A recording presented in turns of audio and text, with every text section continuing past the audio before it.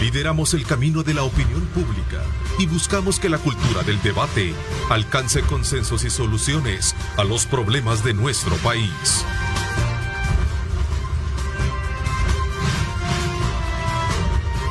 Diálogo con Ernesto López, edición especial. Son las 6 de la mañana con 31 minutos. Qué placer enorme saludarles a ustedes a esta hora del día. Gracias. Viernes 16 de septiembre continuamos con el asueto que fue declarado precisamente por el presidente de la República eso fue el día miércoles, sí, el día miércoles, para anunciar precisamente toda la festividad enmarcada en la conmemoración de los actos cívicos en honor a la independencia patria. Aparte de eso, también el presidente, para culminar y coronar parte de la festividad en cadena nacional, anunció precisamente que buscará la reelección en los comicios de 2024. Decía el presidente, no tenemos ninguna objeción a ellas. Son países, decía, y son sus países los que deben de decidir qué gobierno es el que quieren tener, al referirse precisamente en comparativo de los que tienen esa soberanía, esa decisión soberana que precisamente, decía el presidente, la dará el pueblo. Así es que ese es un tema que vamos a tener esta mañana con nuestros invitados y entre otros quiero darle la más cordial bienvenida a Misael Rivas. Gracias por acompañarnos, Misael. Gracias, Ernesto, Juan, Marvin, buenos días, televidentes, buenos días, que Dios los bendiga y que estén gozando de este 16 de septiembre asueto. Gracias. Vamos también a saludar a Marvin Aguilar. Marvin, ¿cómo estás? Bienvenido. Fíjate que a vos te deberían de demandar por maltrato animal. Sí. Nos haces venir el viernes en asueto. No. Deberíamos de estar en la casa viéndote. Sí, de verdad. Deberíamos de estar. Ah, bueno, no, bienvenido. Buenos días. Sí, gracias. También Juan Maldonado, gracias por acompañarnos.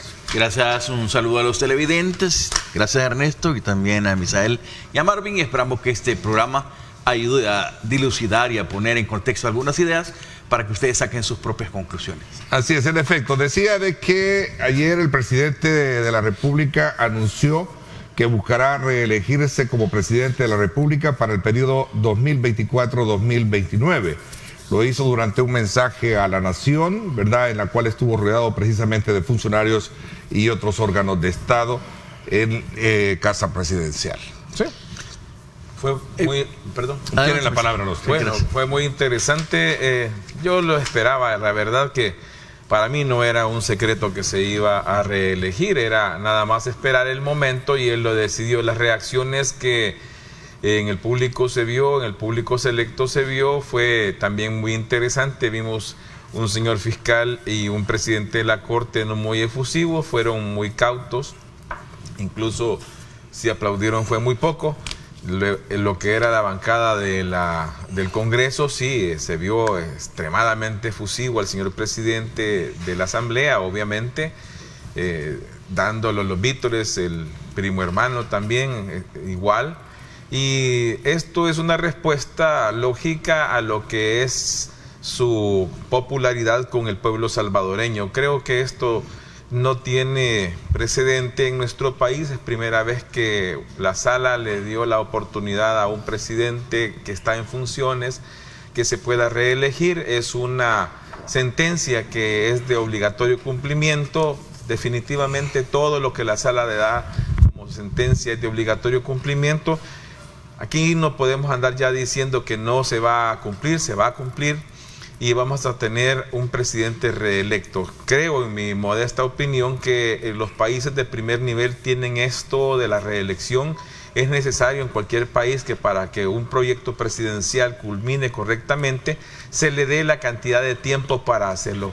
Es imposible tener tanto proyecto bueno, por lo menos en tinta y papel, que no se haya cumplido, como todo lo que tenemos todavía por cumplir de lo que se ha prometido. Ahora bien, acá en mi consejo, porque aquí tenemos que estar proponiendo, en mi consejo que debería de hacerse, como hace también todo país de primer nivel, es que cuando viene el cambio de lo que es el gobierno, en la transición cronológica, debe haber un cambio en lo que son las autoridades, porque debe de refrescar las mentes que van a estar a cargo de las secretarías, y el presidente debería de hacerlo. Que esto va a ayudar, el famoso efecto X o el efecto Bukele para nuestro país, él es el impulso, y la pelea va a estar realmente en la Asamblea Legislativa y en los consejos municipales. Esa es la verdadera, y ahí se tienen que fincar. Los que van a ir de candidatos presidenciales, para ese momento van a ser los pequeños barcos que van a ayudar a jalar consejos municipales y asambleas legislativas. Pero de ahí él no tiene, para mí no tiene contrincante. A mí me parece un discurso bien preparado en el sentido que condujo desde el primer momento el contexto, desde la historia, de valorar cómo se venía desarrollando el ejercicio pleno de la ciudadanía en El Salvador, cómo seguía dependiendo de fuerzas políticas, sobre todo de impulsos externos, y destacar las tres palabras claves que jugaron sobre su discurso: la soberanía, la independencia y la libertad, que fueron tres palabras claves dentro de ese proceso. Llevarlo a la historia contemporánea del conflicto armado y pasar hasta la historia reciente, y destacar lo que se está haciendo ahora, sobre todo a nivel de seguridad, que es el pilar fuerte. Toma todo ese escenario para poder luego lanzar al final su presentación en la candidatura para las elecciones del 2024. Y coincido con Misael que quizás sorprendió el momento, no el hecho, sino que uno estaba pensando en otro contexto de lo que se podía generar el discurso, más un discurso como se viene haciendo de ataques, y de ahí propuestas y realizaciones o ratificación de hechos de lo que se estaba haciendo, y bueno, y lanza su propuesta y viene ya de una sola vez a poner en contexto a los países, a la influencia internacional, a que, bueno, se deje a El Salvador decidir, sobre todo al ciudadano, que es donde al final recae la soberanía, según lo establece la misma Constitución. Entonces ese contexto se da, y ahora viene otros puntos que los vamos a sacar más adelante, que son en realidad valiosos para el contexto. Sobre todo el hecho, para mí, que después de este anuncio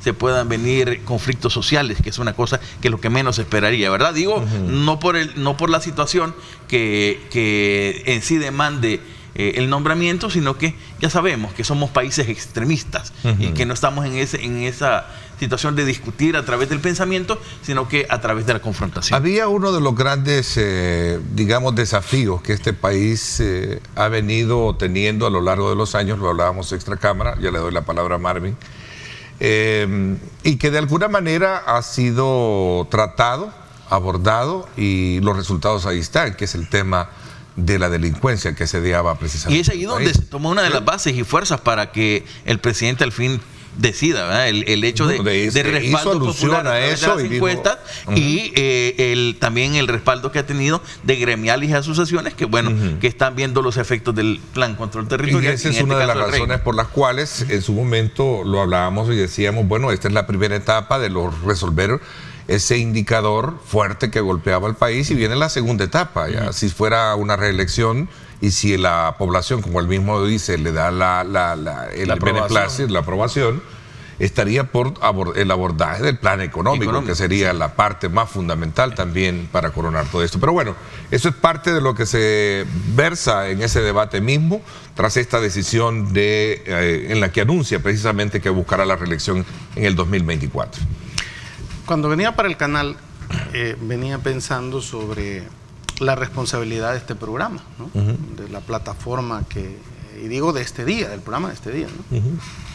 Porque a partir de ahora, cuando sentés una posición, o tenés que estar a favor o tenés que estar en contra, siguiendo la lógica que es correcta, la que tú planteabas, ¿no? Que en este país, digamos, las posiciones de Monseñor Romero en un momento determinado, que atacaba a la guerrilla y atacaba al ejército, eran mal vistas o incomprendidas, o el mismo padre Yacuría, que hablaba de la tercera alternativa frente a la guerra, ¿verdad? Era el diálogo. y que también incluso y les costó la vida a los dos eso. Entonces este país está acostumbrado efectivamente a decir tenés que agarrar bando, tenés que decir que está bien o tenés que decir que está mal. Yo me niego en mi país a agarrar un bando en contra de uno y de otros. Y por eso venía pensando, ¿verdad?, sobre la responsabilidad en esto y a quién podemos recurrir, decía yo, para hacer un análisis lo más objetivo posible.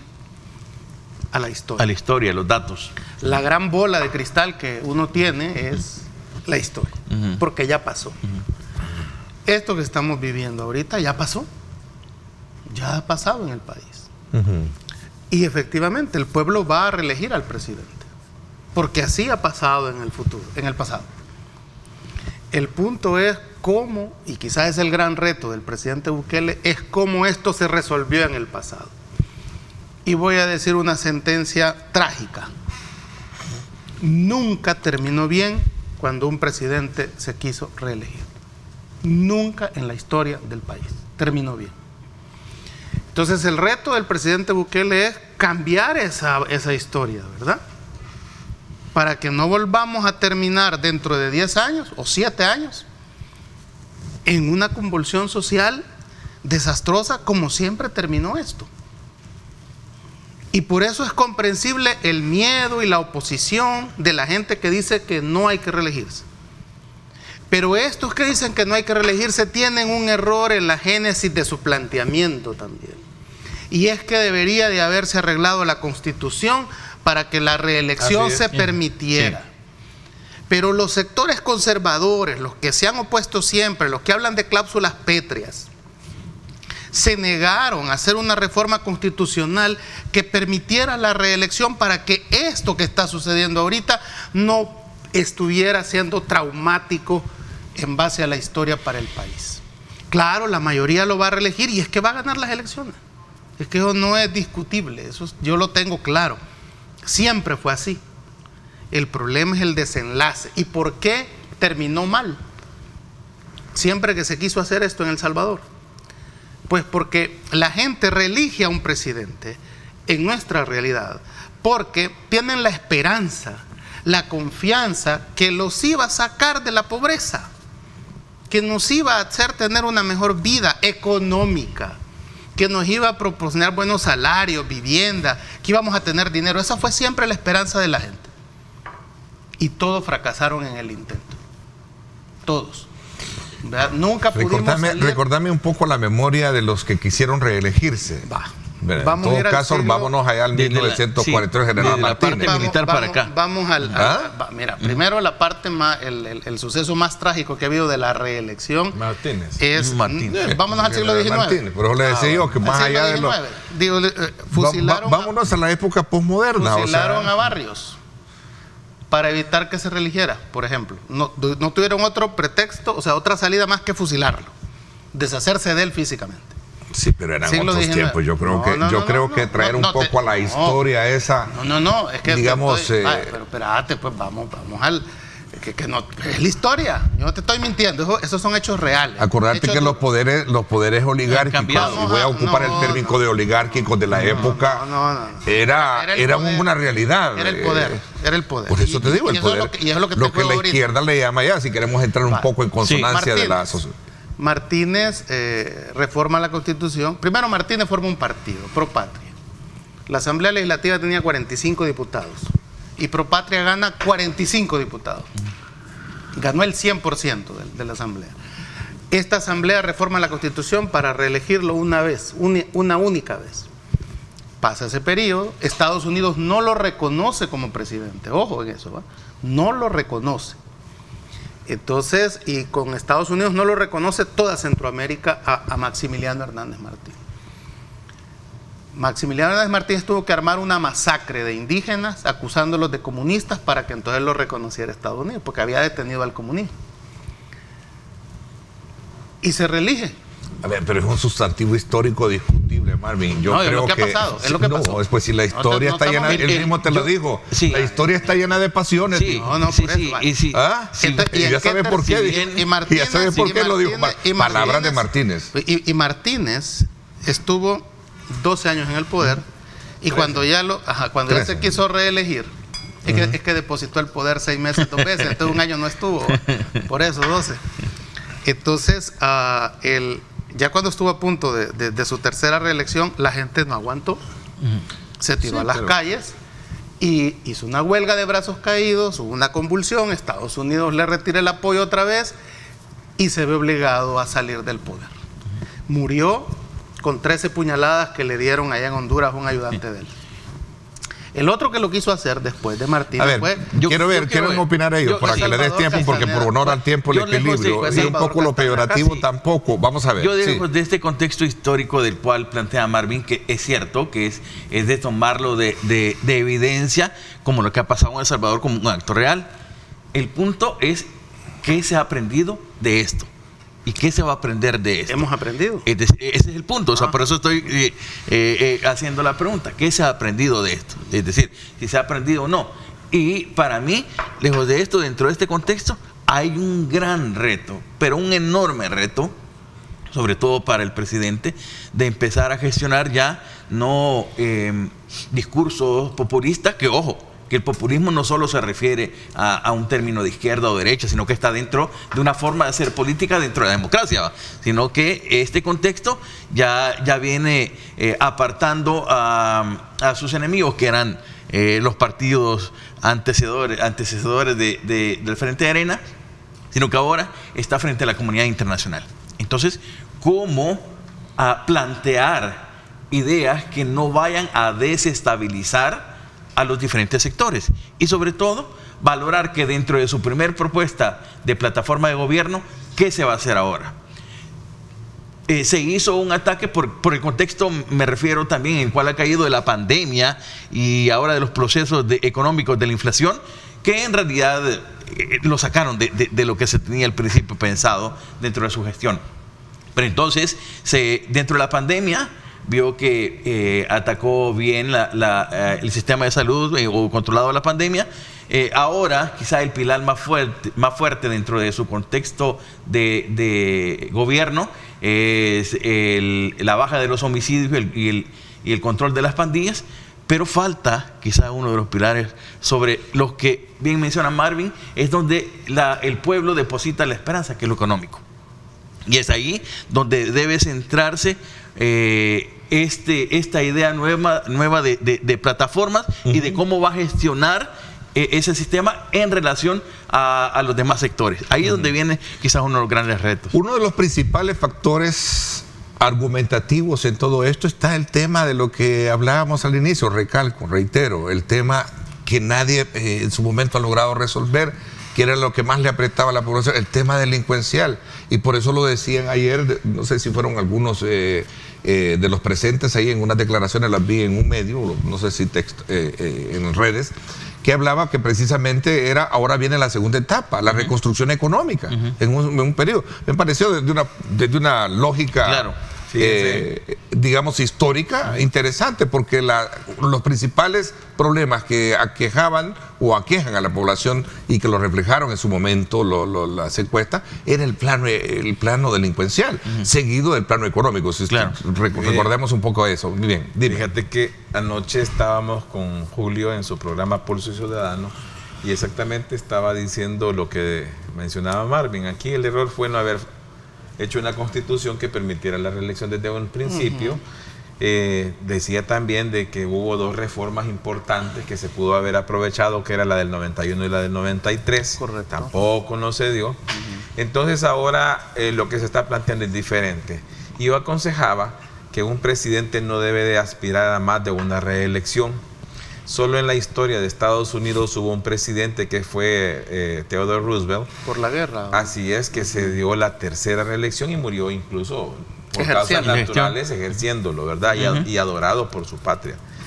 Acá en nuestro país, para traerle a los compatriotas ese problema de Martínez, cuando él se religió, llegó en el primer periodo, voy a hacer un parangón y esto es lógico, había un problema de delincuencia en el país, pero eran de delincuentes comunes, y se dio el combate de lo que era la ley fuga, capturaban a la persona y la fusilaban. Aquí no está haciendo eso, aquí lo estamos capturando. Y se dio que la gente decía las puertas abiertas, que significaba de que se podía dormir con las puertas abiertas. Nuestras abuelas nos contaban todo eso. Pero ¿qué sucedió?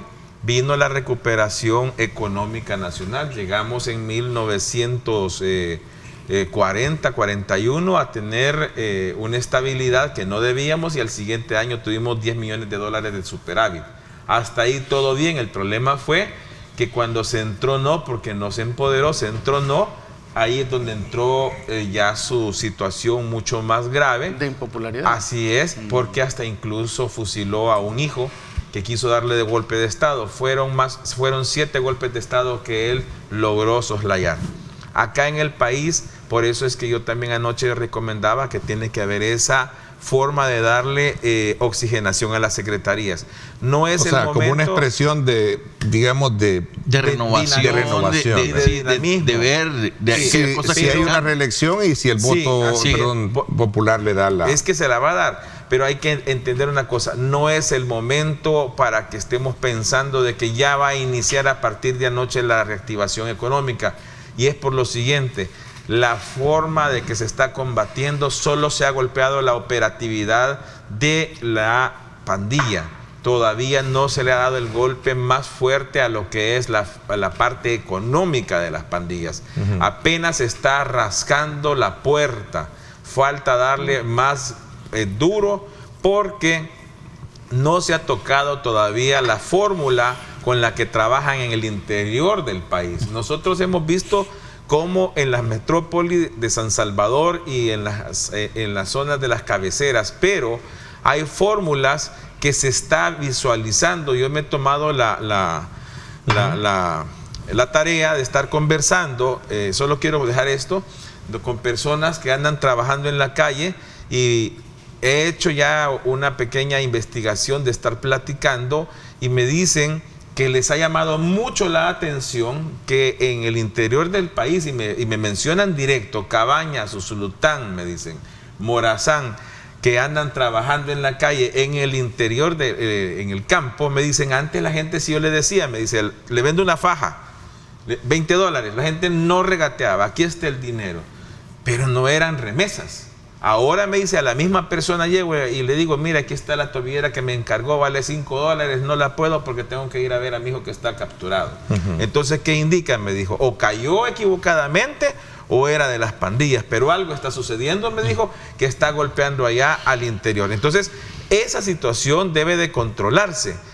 No va a tomar un mes ni 2 meses, esto va a tomar por lo menos el resto del año y posiblemente el primer trimestre. Ok, aquí hay un elemento que, saludos cordiales a nuestro buen amigo, yo creo que a Marvin te lo manda Paul Steiner, y dice, Ernesto, buenos días, ningún intento de reelección en el pasado fue democrático. Yo creo que en aclaración a lo que tú hacías mención, Marvin, ¿sí? Bueno, fue democrático y legítimo a través del voto. Siempre fue a la fuerza, y la verdad que sí, yo recuerdo que eso fue a la fuerza, todo lo que la historia misma marca, o sea, en esos periodos, lo que plantea. ¿Me estás queriendo decir que el general Martínez no hizo elecciones y no ganó? Te traslado lo que... Pues está equivocado, porque Martínez sí hubo elecciones y ganó su partido, incluso ganó todos los diputados de la Asamblea Legislativa, el 100%. El primer periodo. Claro. Pro patria. Y ese fue el que reformó toda la Constitución. Y le permitió la reelección. Y le permitió la reelección. Y fue en elecciones populares. Claro. Si a Martínez lo quería la gente, pues... O sea, que lo que está diciendo que... pues sí, o sea, como sea, pero que revise la historia bien, ¿verdad? Okay. Y lo otro fue Salvador Castaneda Castro, que cuando lo quiso hacer, el coronel Osorio le da golpe de Estado y lo mete preso a él y a su mujer en el Castillo. Ahí lo tiene 3 años preso, ¿verdad? Entonces, desde Salvador Castaneda Castro, nadie, ¿verdad?, volvió a querer reelegirse. Sí se arregló la Constitución, para, por ejemplo, que fuera presidente Rivera, Julio Alberto Rivera. Ahora, Marvin, esto le antecede a lo que decía nuestro buen amigo Julio Valdivieso, siempre lo ha sostenido, yo creo que anoche también en su momento lo hizo ver. En cuanto al tema de la reelección, quienes ahora cuestionan, ¿verdad?, que no debe de acatarse las resoluciones de la Sala de lo Constitucional, En el pasado no lo hicieron y decía, se sienta un precedente. Él advirtió que se sentaba un precedente en aquel entonces. Es que el punto que también hay que hacer ver que la Constitución, y lo voy a decir en forma figurativa para que no se entienda mal, no es palabra de Dios. Es decir, la Constitución es un sistema de reglas que lo establecen los grupos que están en el poder. Es decir, y así en el contexto que se dio la Constitución del 83 y las reformas que se han venido dando, se dan dentro de esa relación de los círculos de poder. Y es ahí donde viene, bueno, entonces este sentido. Por lo cual, creo que también hay que hacer énfasis que la Constitución viene a ser ese marco regulatorio. Perdón, con eso sí voy a tener que ser algo enfático, porque las leyes de segundo grado, que son todo lo que está abajo de la Constitución, sí tienen esa fluctuación de que el poder lo puede cambiar fácilmente. La Constitución no puede ser cambiado de esa manera. Necesita tener una correlación en dos momentos diferentes, y eso es lo que es más difícil controlar. Sí, el poder lo puede lograr, pero tiene que ponerse de acuerdo para que en dos momentos históricos, uno saliente de un periodo electoral legislativo y otro entrante, puedan hacer la reforma. Entonces eso no permite que sea tan volátil, sí, ¿verdad? Que debería de ser un poco más fácil, es posible, pero tendría que haber algo como una sala constituyente que lo permita dentro de la Corte, o que hubiese una comisión constituyente permanente para estar modernizando y agilizando la Constitución, para poderla traer a esta modernización.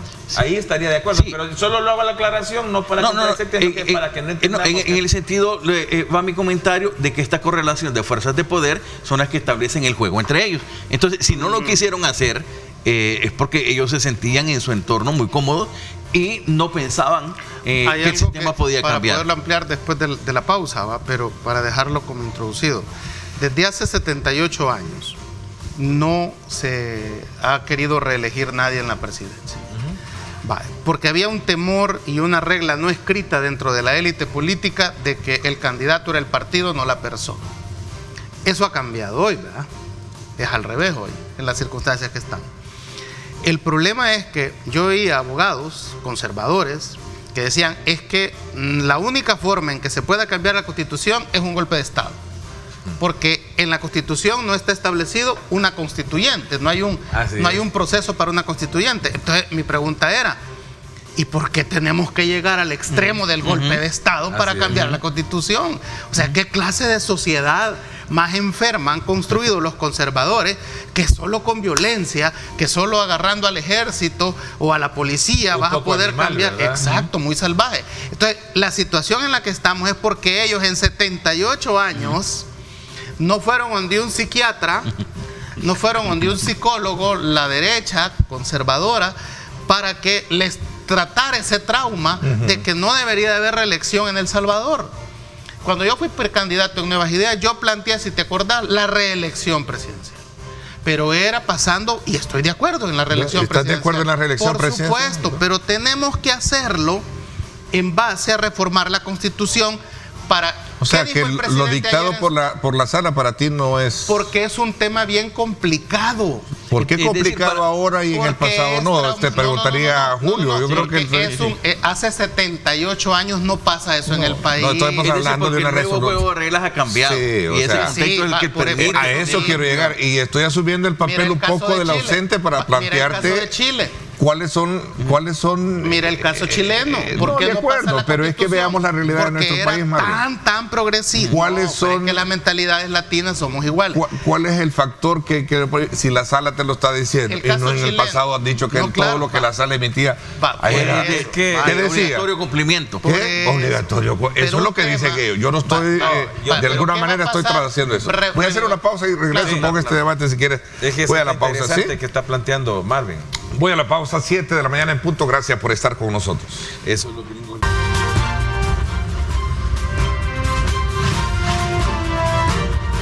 Diálogo con Ernesto López, edición especial.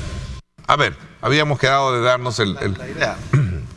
El punto es que la reelección en sí no es mala. Los argumentos que dijo el presidente anoche de que otros países la tienen es correcta y no debería de ser traumante para El Salvador tener reelección inmediata, que es, digamos, el punto, porque la reelección está permitida, pero en base a una sentencia de la sala dice que hay que esperar 10 años, ¿verdad?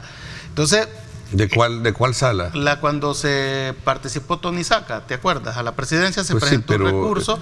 Ese es el punto de discusión, pero es que te la traigo a colación porque esa es la que discutieron mucho sobre el tema de legitimidad. Y de ahí fue cuando se cambió en esta otra resolución. Claro, exacto. Y de nuevo, pero es que asumo el papel de trasladarle a ustedes insumos para la discusión. Esta resolución no habilita la reelección. Es correcto. Habilita la candidatura. La candidatura. Exactamente. Pues sí. Entonces, en este sentido, lo que creo yo que debió haberse hecho, las élites políticas es, vaya, miren, ya pasaron 70 años, ¿verdad? Para reformar la Constitución. Metamos un mecanismo para una constituyente en la Constitución, sin necesidad de llegar a un golpe de Estado. Porque lo que pasa en pueblos como los nuestros, solo con golpe de Estado la puedo cambiar. Va a llegar una generación que va a decir, pues dime el golpe de Estado, pues. Si solo es la única manera. O la insurrección también. Exacto, si solo esa es la única, lo hacemos. Sí, correcto. Como sea, ¿va? Pero entonces las élites políticas han provocado esta situación, porque debieron de haber puesto los canales en la Constitución para que hubiera reelección inmediata, un periodo, pero dejarlo establecido. Entonces, como no lo han dejado establecido, y lo que hay una cosa en política que se llama el espíritu de los tiempos, que tenemos que saber leer los que analizamos la política o los que andan en política. Y el espíritu de los tiempos en este momento en El Salvador te dice que no quieren volver al pasado político que hemos tenido. Y ven en el presidente Bukele la esperanza de que nos va a sacar de ese oscurantismo en el que hemos estado. ¿Es legítimo ese espíritu de los tiempos? Sí, es legítimo. Porque la gente ha vivido muchos años con la esperanza de una vida mejor que no ha llegado.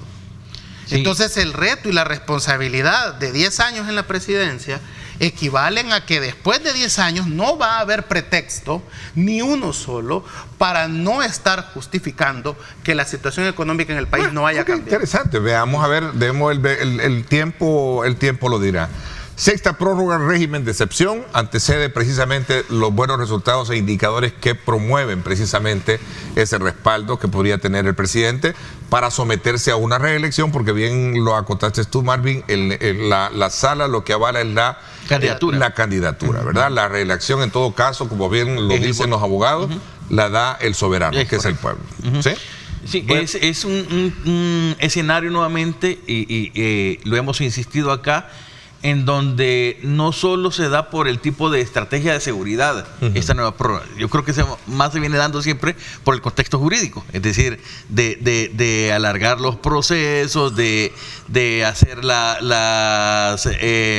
los estudios particulares de cada caso, y que esto lleve a que no haya una fuga o amparos u otras cosas. Entonces, dentro de este marco es donde yo valoro que se genere este proceso, dado que, como acotaba en el segmento anterior Misael, sí se puede entender de que por lo menos a nivel urbano la situación está más controlada. Todavía hace falta a nivel del interior del país a apuntalar en ciertas acciones, pero que se están dando los resultados. Entonces, para mí el factor del procedimiento legal es donde se ampara nuevamente esta nueva extensión. Desde mi valoración, y lo he venido insistiendo, deberían haber cambios de focalización.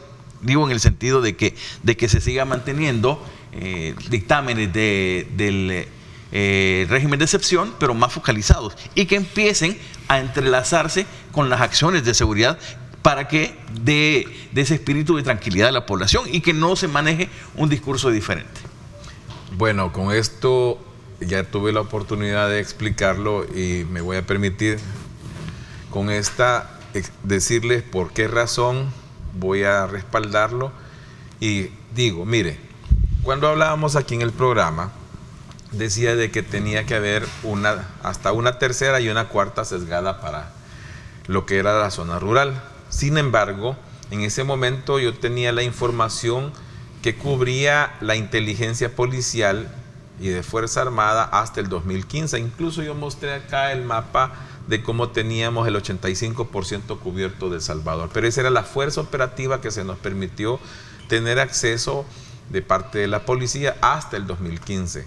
Cuando la policía y la Fuerza Armada irrumpe a la fuerza operativa y de repente en 3 meses ellos ya tenían capturados 33,000 criminales, se dan cuenta que la fuerza operativa no era esa, porque con 33,000 ya se sobrepasaban la tercera parte de lo que debería de ser, que hubiese sido 99,000. Ahora, cuando ven eso, que si eran 99 y seguían cayendo, eso implicaba que estaba arriba de 99,000. Esa era hora de cambiar la estrategia y ver qué es lo que había sucedido, y se dan cuenta, desde el punto de vista estratégico, que había cambiado la situación y que eran mucho más.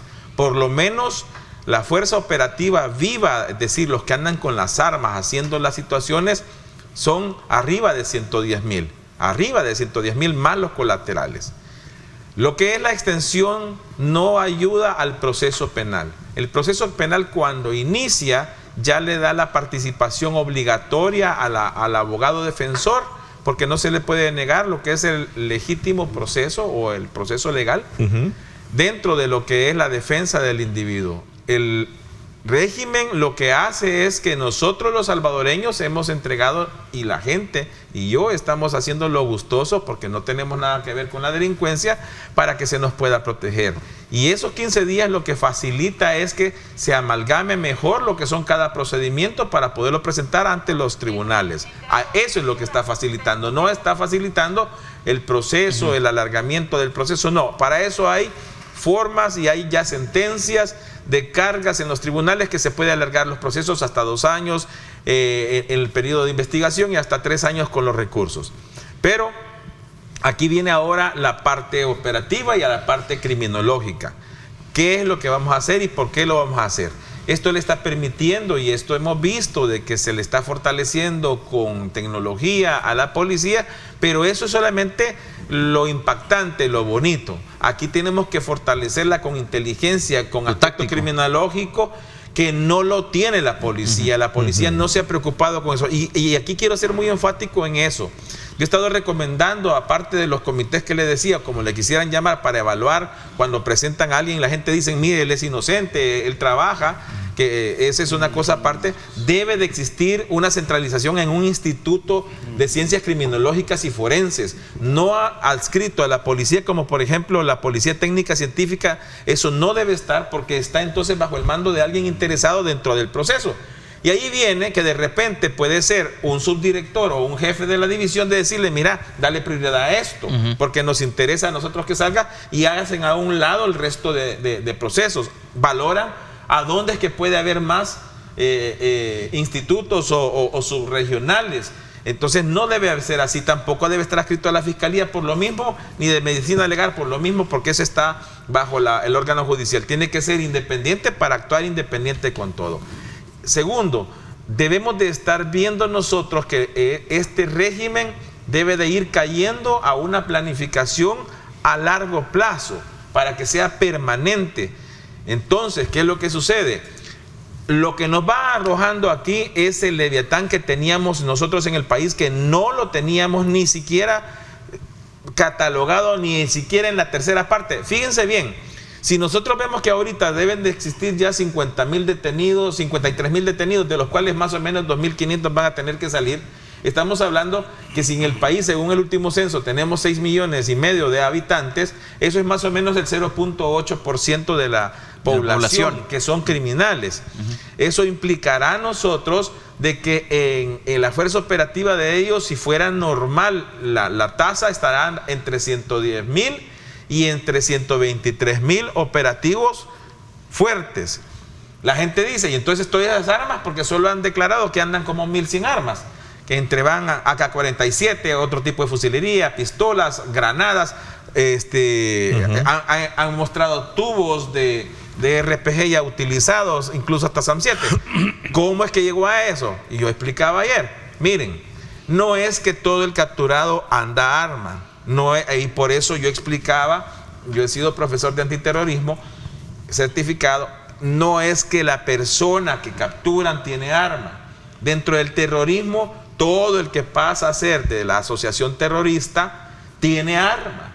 El posta, el que le llaman amigo, a ellos le llaman de diferente forma, tiene arma. Aquí no, el posta es alguien que está interesado en entrarlo porque obligación, al igual que la víctima, hay víctima natural y víctima por accidente, entran a trabajar para el terrorismo. Aquí hay ese tipo de víctima que después pasa de ser accidental a ser una persona que le gusta porque le pagan.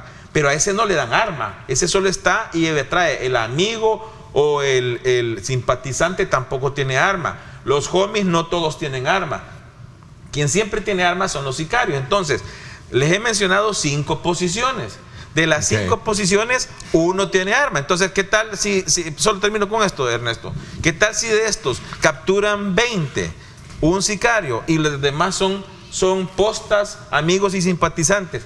De esos 19 no van a tener armas. Entonces, ahí está el porqué. Cuando capturan, no todos tienen armas. Las armas están en las casas destroyer o las casas de bodegaje que tienen, que esa es la inteligencia en la cual ellos tienen que llegar a recuperar. En algún momento nos van a presentar lo que le llamaban antes los embutidos o las casas de protección donde tienen ese tipo de almacenaje de armas. Yo quiero reforzar este punto Marvin, que menciona Misael. También, a ver, tienes la palabra. Yo quiero reforzar 3 puntos de los que menciona Misael con hechos muy concretos. El primero, anda rodando y ya se ha visto en redes sociales un video en donde hay dos personas, 2 hombres que van a amedrentar en una gasolinera y será reciente porque abiertamente iban ahí en la calle, ¿verdad? Sobre una gasolinera, no sé si fue en Santa Ana, creo. Yo pongo en duda todo lo que sale en redes porque no, de acuerdo, yo o sea, en redes no podés creer todo, claro, pero no hay que creerlo todo, pero se ve evidentemente la circulación. Claro, el hecho,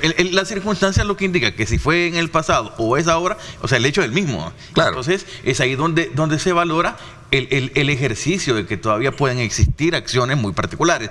2, el hecho que aún en esta valoración que se hizo en el Senado por parte del Comité de Derechos Humanos no se condenó directamente. ¿La Cámara Baja? Sí, de la Cámara Baja, sí, perdón, la Cámara Baja, tiene razón. No se condenó directamente al régimen. O sea, digo como un elemento terrorista de que ahí vienen sanciones. Por lo menos no llegó a sanciones y eso ya dice otro proceso. Y 3, de que eso no es exclusivo de El Salvador.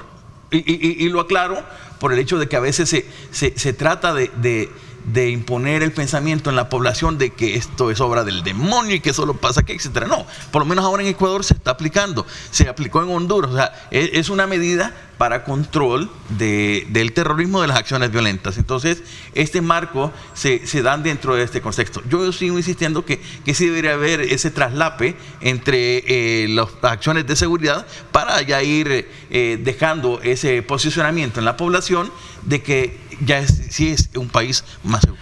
Ok, Barbie, te doy la palabra. Voy a hacer una pausa. ¿Te parece? Te amplío esto. Saludos muy cordiales. Nos dicen nuestros buenos amigos. Se extraña muchísimo. Buen programa, interesante, Ernesto, todos los días. Y en especial, extraño a la señorita Pastor. Sí, la verdad que perdón por el lapsus que tuve de no saludar la ausencia de nuestra buena amiga Tania Pastor, que este día pues le dimos el día libre. Se agarró el asueto. Y esa discriminación de sexo. Que los a un lado ella. Ahí está el género, ¿verdad? Eso es violencia. Saludos muy cordiales a Tania. Le extrañamos mucho y le extrañan la audiencia. El próximo viernes, si Dios lo permite, aquí estamos. Vamos a la pausa y regresamos 7:19.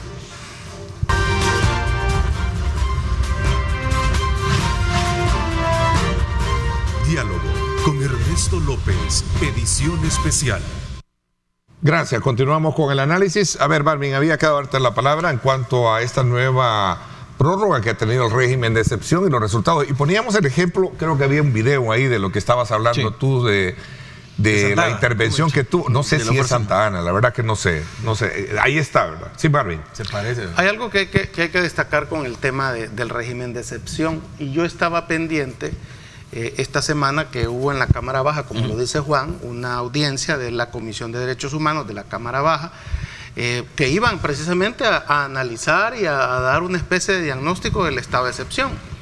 Y yo estaba pendiente porque hemos apoyado desde esta plataforma, hemos apoyado el estado de excepción, porque creemos que si el gobierno dice que tiene una guerra contra las pandillas, y que el estado de excepción es la herramienta que ellos necesitan para esta guerra, hay que dársela. Esto no exime evidentemente que se tenga que revisar, exacto, que se tenga que revisar las muertes, las torturas y las capturas de inocentes, por supuesto. El punto es que el gobierno se anotó un éxito diplomático esta semana en esa audiencia de la Cámara Baja, porque primero entendería yo que el gobierno protesta ante la comisión porque no invitó a nadie del gobierno, lo cual sí me parece que la comisión cometió un error. O sea, no estaba equilibrado, digamos, el panel de los que estaban ahí. Invitaron a Héctor Silva, el periodista salvadoreño, a esta organización luterana Cristo Sal y también a la Asociación Estadounidense de Derechos Humanos, la American Rights Watch, ¿no? Entonces, pero no hubo nadie del gobierno o una voz afín al gobierno que explicara por qué esto. Pero lo interesante de esto es que, por ejemplo, el senador demócrata Christopher Smith, estableció que él no puede decir que el gobierno del presidente Bukele es una dictadura. Que es posible que no estén de acuerdo en las formas que lo hacen, pero no condenaron, digamos, al gobierno por el estado de excepción, que era, digamos, lo que quizás la oposición hubiera esperado. Vea, algunos dicen es que una sanción. Igual no tiene que hacerlo, claro, pero podría haberlo hecho, pues, claro, y no lo hizo. Entonces, era un triunfo político. Si Rodil Antonio Flores te dice lo siguiente: sí, hay que analizar y mejorar dónde se han cometido algunos errores en el régimen de excepción, que es el punto. Que son los puntos de las decisiones arbitrarias y aclarar aquellas situaciones de muerte. Entonces, en ese sentido también hay que decirlo, el gobierno recibe un espaldarazo de alguna manera de Naciones Unidas cuando reconoce lo que tú estás diciendo, es que los estados de excepciones son una facultad que tienen los gobiernos. El estado de excepción focalizado en Ecuador por los disturbios que han habido, el caso también de las pandillas en Honduras, que hace estados de excepción focalizados, y en el caso de El Salvador. Entonces Naciones Unidas dice es que es un arma que está ahí en las constituciones, no se la está inventando el gobierno. Por lo tanto, no podemos decir que sea ilegal, que sea inconstitucional, que sea dictatorial. Ahora bien, dice Naciones Unidas, sí, tiene que ser en base al respeto a los derechos humanos, que en eso me imagino aquí todos en el panel estamos de acuerdo de que no hay que gente inocente no debería de ir presa. En eso estamos de acuerdo, y yo apoyo esa tu tesis desde hace días que tú has planteado, de un comité técnico que analice, porque el policía y el soldado en la calle no pueden estar razonando si sos o no sos. Ellos tienen la orden de llevar al... De capturar sospechar, capturar bajo la sospecha. Pero al llegar a la policía, un comité técnico compuesto por la policía, la fiscalía y las procuradurías, ¿verdad? Así es. Que analicen el caso en particular y que liberen inmediatamente a esa persona, sería óptimo para que no hubieran señalamientos desde el exterior de eso. Entonces Naciones Unidas dijo, es que pueden poner el estado de excepción, pero que respeten los derechos humanos. Entonces el gobierno se ha apuntado esta semana, diría yo, 2 éxitos diplomáticos, en el sentido de que no lograron la condena al Estado de El Salvador o al gobierno, como lo quieran ver, por el estado de excepción. Me alegra que organismos internacionales como la Cámara Baja, ¿verdad?, o Naciones Unidas entiendan la situación que vive el país, no condenen al gobierno y le da respaldo a quienes hemos apoyado desde el análisis político el estado de excepción. Por eso lo traigo a cuenta.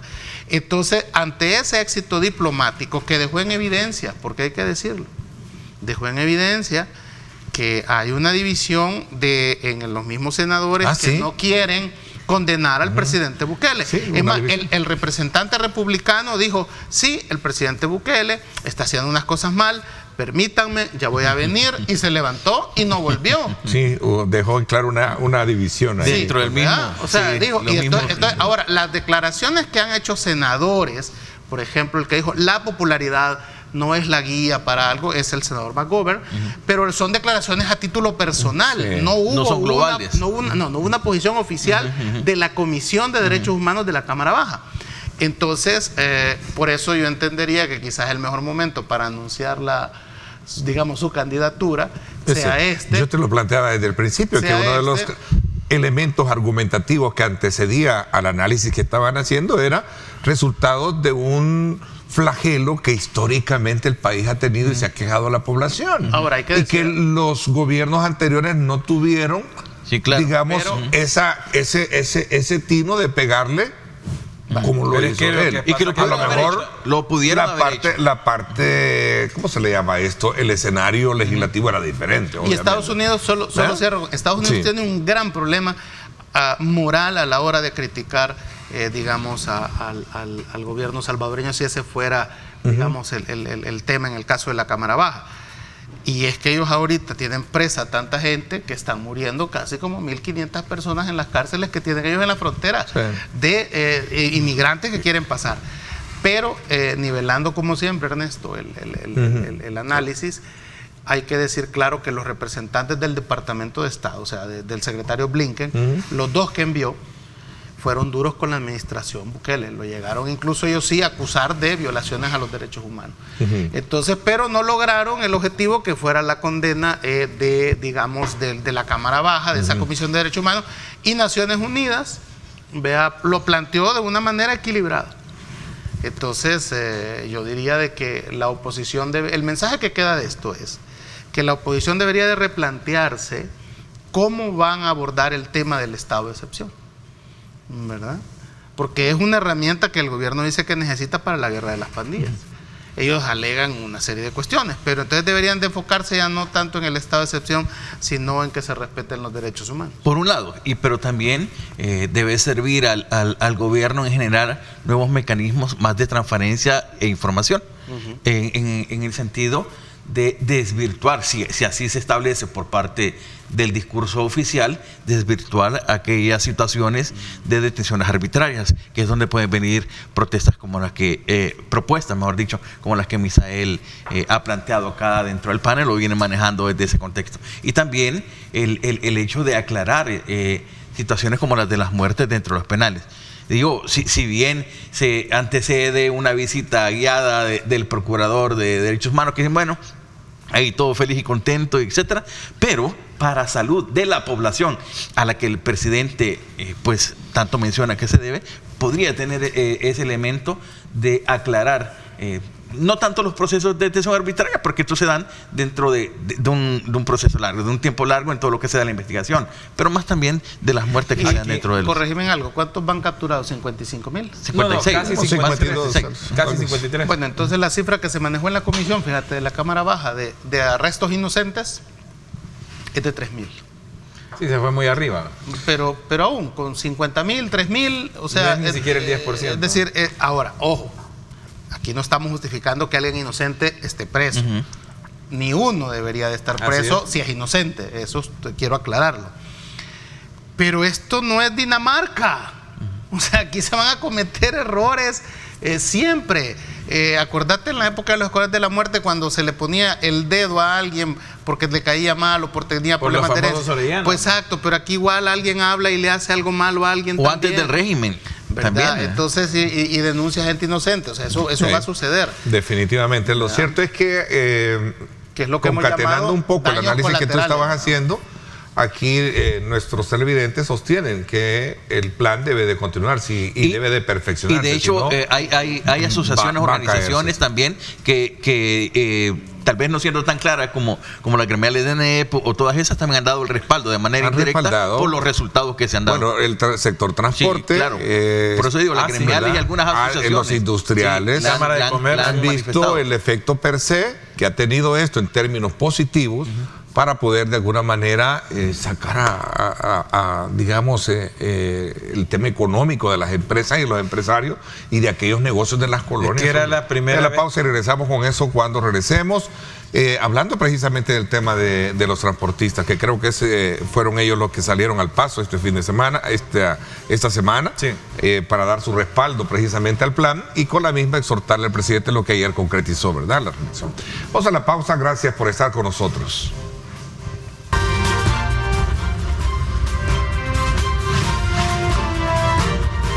Diálogo con Ernesto López, edición especial.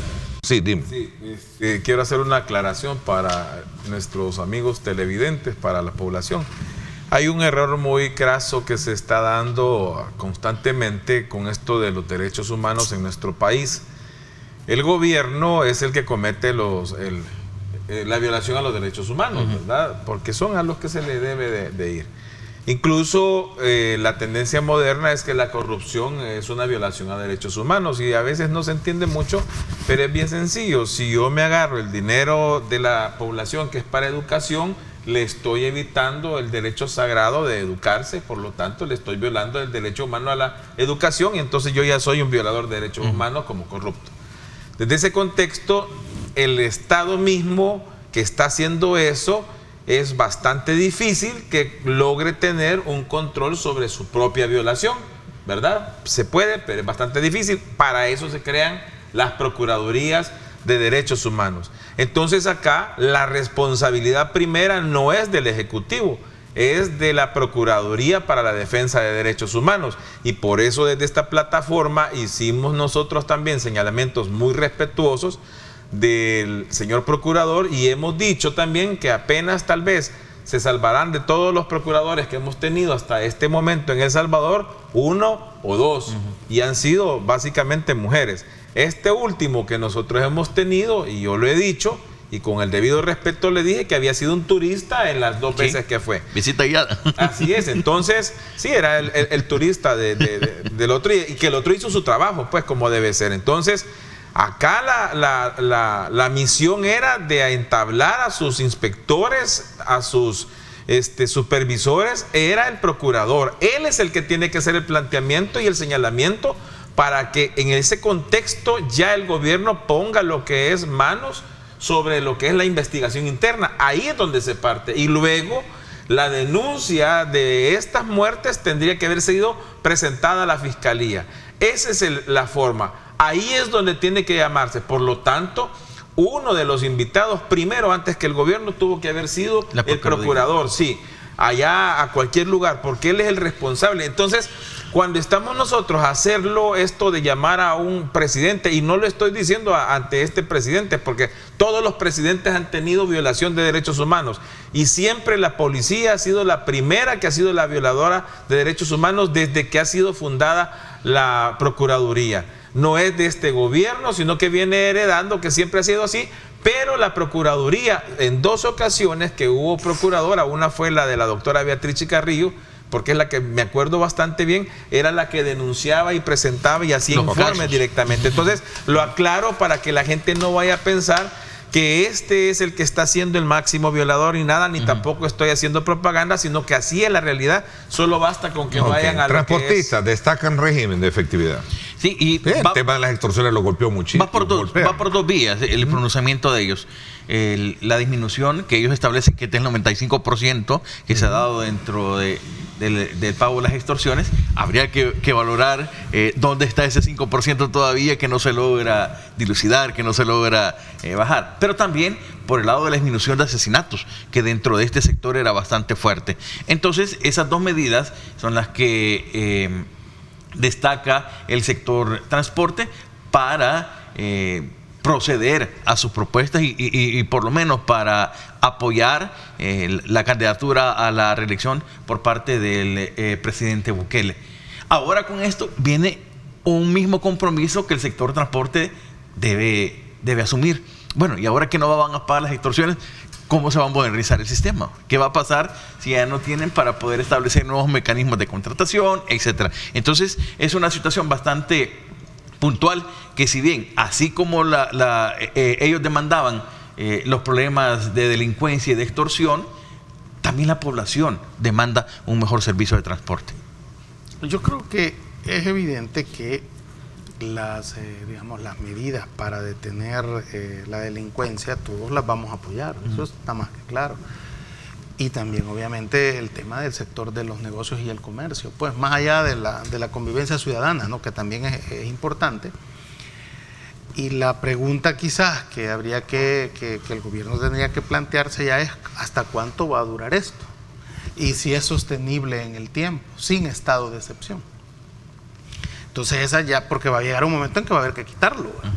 Entonces, esas es, digamos, las preguntas que quedan en el aire y que tienen que buscársele, digamos, solución o respuesta para que la gente pueda tener como más claro si el estado de excepción a largo tiempo se va a poder quitar y va a poder esto perdurar sin necesidad del estado de excepción, porque en la misma audiencia de la Cámara Baja, la representante del gobierno de Biden, en este caso del Departamento de Estado, estableció que ellos han tenido contactos con el gobierno Bukele para pedirle que en las ampliaciones del estado de excepción reduzca los derechos que son, coartados. Y decía ella, la representante, que en las conversaciones que han tenido con el gobierno accedió a hacer las reformas, corregime qué derechos fueron los que se excluyeron de la prórroga de estado de excepción. El 11, el 12, que son los de la defensa, el de violación de las comunicaciones, el de la libertad de reunión, esos son los que hicieron ahora. Se incluyen, ¿verdad? Sí. ¿Y los que quedan fuera son? ¿Quedaron en esta otra prórroga? No, esos son los que han dejado en esta prórroga. Ajá, claro, pero hubo unos que se sacaron, ¿verdad? Se redujo el estado de excepción. Fue solamente uno, pero en este momento no me acuerdo. Sí, exacto. Entonces, pues en la audiencia la representante del Departamento de Estado dijo que eso fue en atención a que el gobierno de El Salvador accedió a la petición de Estados Unidos para retirar, para ir reduciendo eso. Entonces, el de desplazamiento fue el otro. Ok, exacto. Y asociación quizás, ¿verdad? No, el de desplazamiento. No, es el de desplazamiento. Entonces, pues eso, es la pregunta que se hace todo el mundo, ¿hasta cuándo va a durar esto? ¿Verdad? Entonces, creería yo que el gobierno debe de hacer lo que está haciendo con el estado de excepción, si funciona, ¿verdad? Pero también prepararse para el momento en que tenga que dejar de hacer a través de estado de excepción, estar deteniendo la delincuencia. Y lo que pasa que aquí es lo que yo he estado diciendo, el plan tiene que irse modificando, pero lo que está cometiéndose de error es que no se tienen algunas herramientas técnicas, que son, como le digo, El Salvador tiene criminalistas, no tiene criminólogos para ayudarles, se están reforzando con lo que tiene, que son psicólogos, pero no psicólogos forenses ni criminales. Tienen psiquiatras, pero no psiquiatras forenses ni criminales. Tienen sociólogos, pero no sociólogos criminales ni forenses. Esa es la gran diferencia, porque le dan una perspectiva del ambiente normal, del desarrollo normal de la sociedad. En cambio, el forense y el criminólogo, cada uno de las ramas en especialidad, le dan cómo va a evolucionar cuando viene la explosión de la violencia social, que fue dictaminada en nuestro país en 1997 por un estudio que Francia nos regaló a nosotros cuando se dieron cuenta que empezaba a explotar en esos 3 años lo que era el problema de las maras.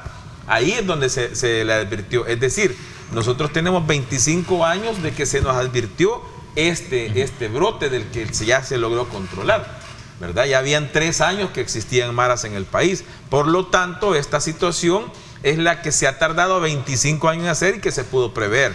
Para mí, el sistema que se está realizando en este momento solamente es operativo, pero debe de empezarse a ver la estrategia puesta en la palestra para que los demás, los salvadoreños, podamos verla. Sí, y quizás indirectamente también dentro del tema de transportistas, ya no solo debe verse en global para el sector mismo, sino que tomarse en cuenta aquellas acciones que afectan a la población, como los hurtos que se dan dentro de las unidades, que también debe ser otro elemento muy particular. Ahí es donde viene el nuevo plan. Es correcto, que se ve en cierto momento beneficiado por las acciones de los cuerpos de seguridad que están atendiendo en los autobuses, etcétera. Pero son situaciones ya mucho más focalizadas y particulares que deben atenderse. Ok, voy a una pausa. Cuando regresemos hay otros temas. Bueno, esta semana se conoció la renuncia de Margarita, la diputada, ¿verdad?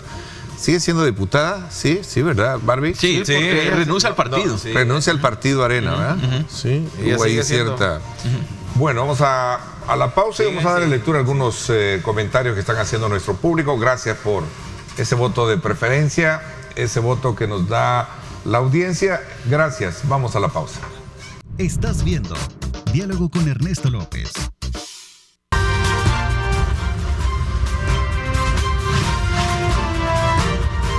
Diálogo con Ernesto López, edición especial. Gracias nuevamente por estar con nosotros. ¿Qué impacto tiene esto de la renuncia de Margarita Escobar ahora en el partido? Creo que es más que evidente el análisis que se ha venido haciendo sobre la fuerza que han perdido los partidos tradicionales. Según la nota Arena, FMLN. Según la misma hablo de nota partidos tradicionales, ¿no? Según la nota que ella envía, ¿verdad? Habla de que le sorprende y le duele que de su mismo partido hayan hecho críticas hacia ella, ¿va? Y al parecer eso la motiva mejor a irse, ¿va? Es contra el vicepresidente de ideología. Sí, ¿verdad? Sí.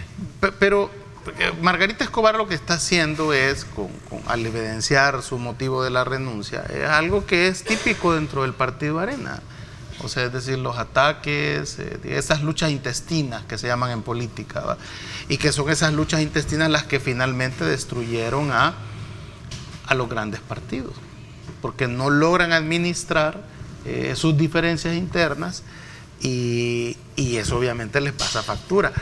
Arena en estos momentos no solo está sufriendo, la renuncia de Margarita Escobar, es que hay muchos alcaldes que también están en la posición o en la disponibilidad de irse del partido Arena, pues. Entonces, porque ven que es cuesta arriba administrar sus municipios, estar en un partido que no tiene recursos y que tiene una dirigencia que no sé si era temporal, ¿va? Pero es una dirigencia que no ha logrado despegar para, reactivar el partido y volverlo una opción real de poder, ¿va? Entonces, en ese sentido nos sorprende la renuncia de Margarita Escobar, ¿va? Sí, viene siendo algo que muy recurrente dentro de los dos partidos tradicionales, de que se dan esa situación de ya no tener una claridad dentro de su plataforma, tanto legislativa como municipal. Y es ahí donde vienen las diferencias y es ahí donde vienen los procesos, lejos de las situaciones muy particulares que puedan achacársele a la diputada, porque es diputada todavía, o sea, eso por nombramiento constitucional y elección popular no deja el cargo de ser diputada, que ha renunciado al partido en este caso, ¿verdad? Dentro de este proceso y que pues evidencia eso. Y este es un síntoma y lo voy a unir con los dos temas que hemos abordado anteriormente, un síntoma de que la oposición no está bien constituida en el país. Yo lo que siento, perdón. Sí, y de ahí es donde viene la necesidad de, en realidad, si se quiere hacer frente a cualquier situación, debe haber una oposición sólida, con planteamiento fuerte, con personas que en realidad tengan una visión diferente del país y que puedan presentar opciones a la población. Yo lo que siento es que los partidos tradicionales están carentes de líderes. Arena nació con un caudillo, porque él no era un líder, él era un caudillo realmente que estaba guiando o estaba haciendo la recolección de sus mentes. Desde mi punto de vista, podrán decir otra cosa, que será su líder, pero realmente era un caudillo. Cuando él fallece, empiezan a tomar lideratos, como por los presidentes que estaban y iban en turno, les iban cediendo para crearles la atmósfera presidencial, y esa era la fórmula que ellos decían, él es presidenciable, y lo ponían. Ahí pasaron otros que intentaron incluso ser presidentes, no pudieron, y luego ha quedado descabezado, y esta cosa empezó al declive desde el momento que ya no lograron la presidencia. Fue un barco que empezó a irse a la deriva, y hasta el último, que básicamente ha sido ya a la profundidad, y todos los que eran los grumetes de este barco se han ido a la picota. Y poco a poco va quedándose, no sé, cuando yo le planteaba un poco, porque se hizo público esto, es el impacto que tiene desde el punto de vista del debilitamiento. Sí, ¿no? El debilitamiento que ella era una de las aunque fuertes. Por ahí escuché una voz de decir, bueno, que se vayan ya los viejos, los que no queremos, de decir, que queremos los nuevos. Pero es que el punto es ese. Vamos a ver, las luchas. Y hablando de renovación, ¿no? Me imagino que el énfasis es de hablar de renovación. La renovación no debe de venir de luchas intestinas, porque va a terminar mal. Entonces, los partidos políticos deben de entender que las transiciones deben de ser pacíficas, deben de ser acordadas y deben de ser armoniosas.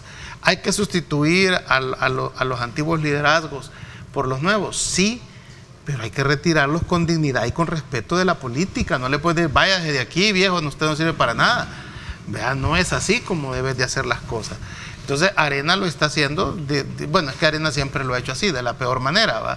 Y perder el poder en el 2009 le causó un shock a Arena, que ha venido en una, digamos, despedazándose entre ellos mismos. Primero surge Gana, luego se siguen dividiendo aún más, ¿verdad? Es decir, ya ahí Arena no puede confiar en esa unidad granítica de la que tanto presumían en los 20 años que gobernaron, porque igual ponen diputados que se les van, que no respetan la línea del partido, no tienen miedo, y eso tiene que ver porque como no tienen poder, no tienen cómo coaccionar a los diputados. Significa también que aquella cohesión de la que hablaba Arena estaba construida alrededor del poder, de lo que yo te voy a dar si sos diputado, lo que tú perdés si te enojas conmigo que soy dirigente.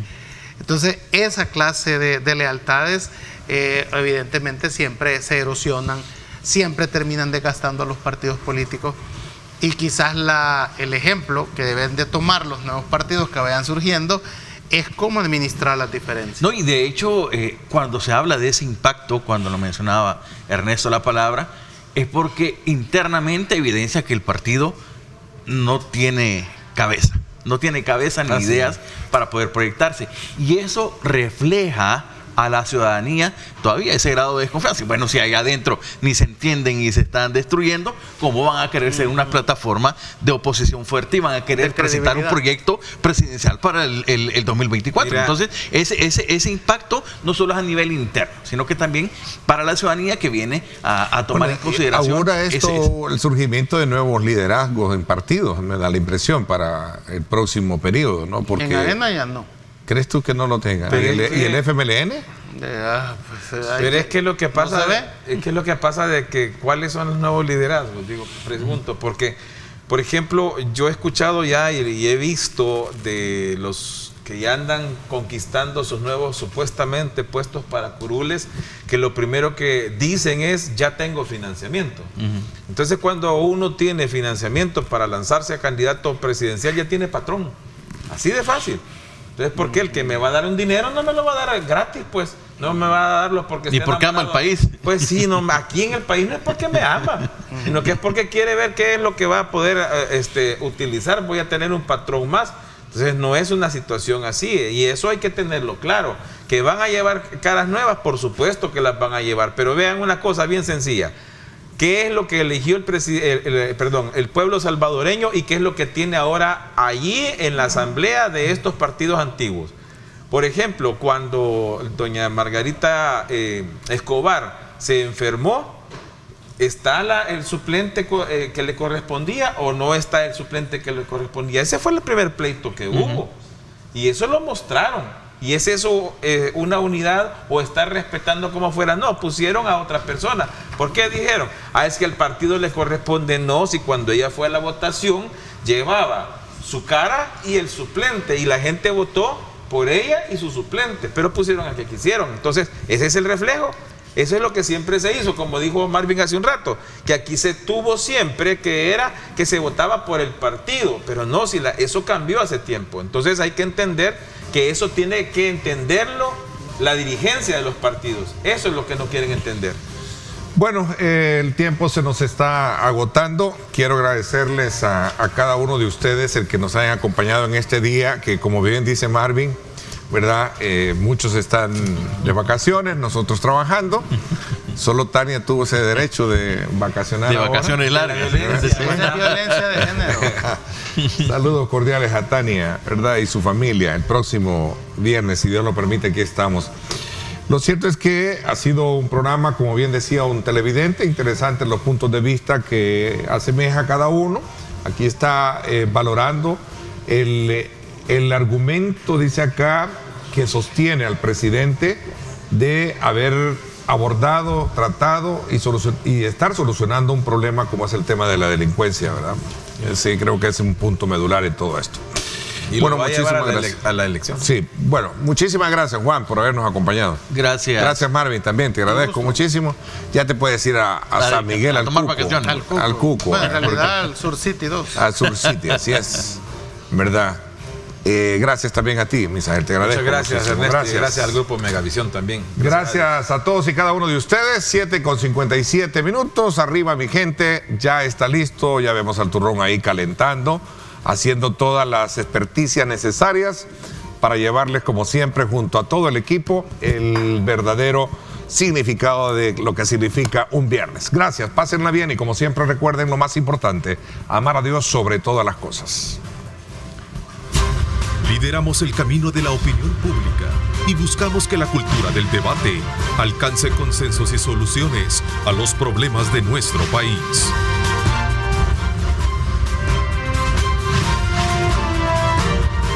Diálogo con Ernesto López, edición especial.